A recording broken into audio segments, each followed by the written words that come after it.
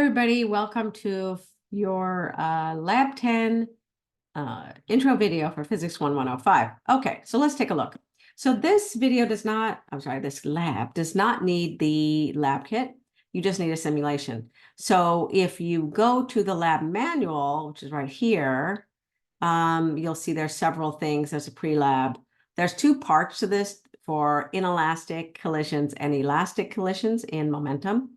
Looking at momentum conservation. So, and you need a simulator. This link may or may not work for you depending on your browser. So if we go back to the course, there is a link here. Now, when you click on this link, so let's go here. I'm going to click on this link, open a new tab. I'll go here and now just open it. And you'll see it wants a sign in. Okay. Now you can sign in with various things. You can sign up. It's all free. It's just a CK12 account.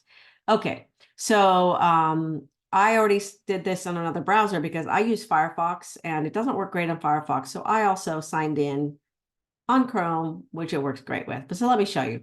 So this is the little simulation. It's all about bumper cars, and you can control the speed of the bumper cars. So here we'll just go to the next part here, and you can see that you can put the initial speed on here and everything. Okay, yes, fine. So, and it'll show you all kinds of data on your bumper cars. So let's go back to the manual. So in the manual, it's telling you what to do for each experiment. So the first experiment is called an inelastic experiment, and that is where the first bumper car, there's one bumper car that's moving, and then the second bumper car is stationary. And when they come together, they stick together and move off together. That's an inelastic collision. And in that kind of collision, momentum is conserved. So if we look here, the total momentum is just m1v1 of the first car because the other car has a velocity of 0. But after the collision, they go together at the same velocity, right? And that's v2 prime, which means final. They have a combined mass of the two, right?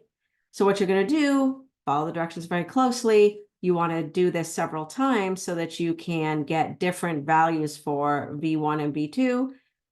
Notice that if you plot V1 versus V2, you will have a slope of M1 plus M2 over M1, right? You solve for V1.